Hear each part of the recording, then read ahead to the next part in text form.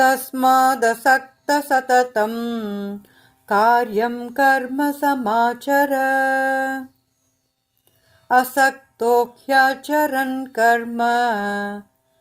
परमाप्नोति पूरुषः तस्मादसक्तसततं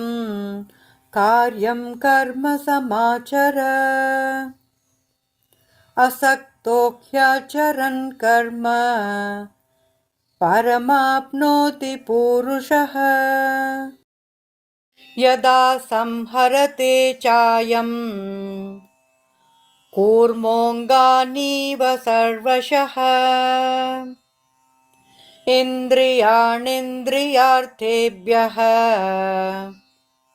तस्य प्रज्ञा प्रतिष्ठिता यदा संहरते चायं कूर्मोऽङ्गानीव सर्वशः इन्द्रियाणीन्द्रियार्थेभ्यः तस्य प्रज्ञा प्रतिष्ठिता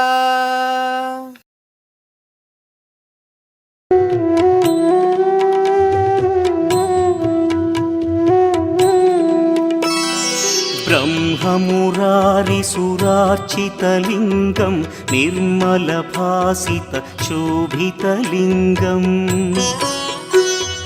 जन्मजदुःखविनाशकलिङ्गं तत्प्रणमामि सदा शिवलिङ्गम् देवमुनिप्रवरार्चितलिङ्गं कामदहन करुणाकरलिङ्गम् रावणदर्पविनाशकलिङ्गं तत्प्रणमामि सदा शिवलिङ्गम्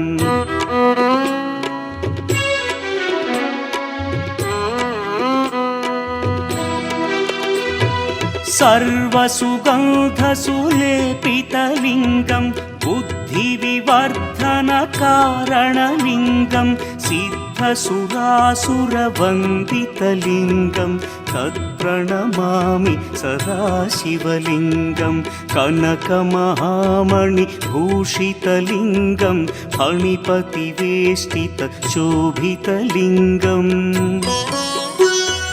दक्षसुयज्ञविनाशनलिङ्गं तत्प्रणमामि सदा शिवलिङ्गम् कुङ्कुमचन्दनलेपितलिङ्गं पङ्कजहार सुशोभितलिङ्गम् सञ्चितपापविनाशनलिङ्गं तत्प्रणमामि सदा शिवलिङ्गम्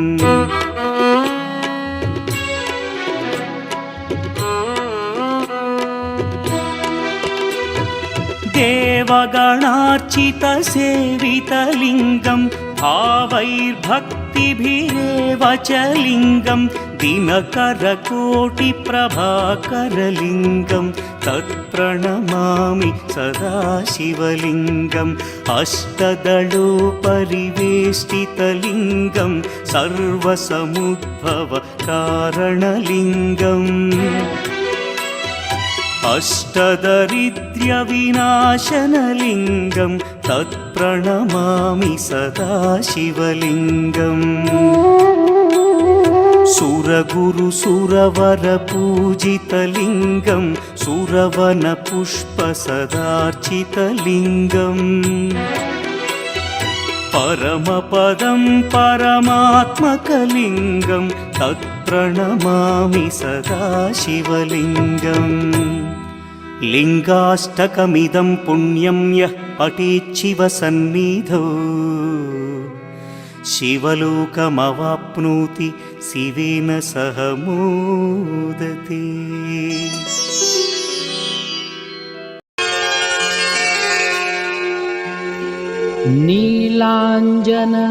नीलाञ्जनसमाभासं रविपुत्रं यमाग्रजं छायामार्तण्डसम्भूतं तं नमामि शनैश्चरम्।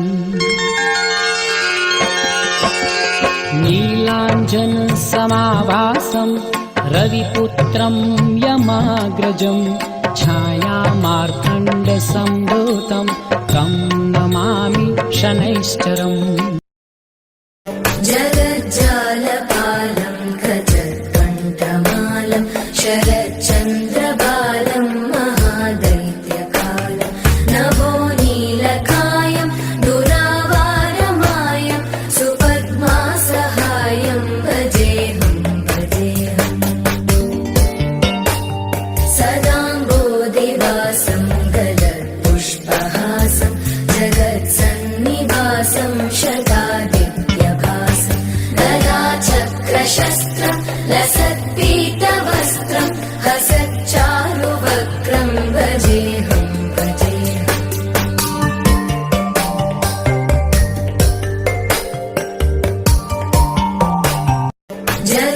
जगज्जालपालं गजत्कण्ठमालं शरच्चन्द्रबालं महादैत्यकालं नभोनीलकायं दुरावारमायं सुपद्मासहायं भजेऽहं सदाम्बोधिवासं गलत्पुष्पहासं जगत्सन्निवासं शतादित्यभासं गदाचक्रशस्त्रं लसत्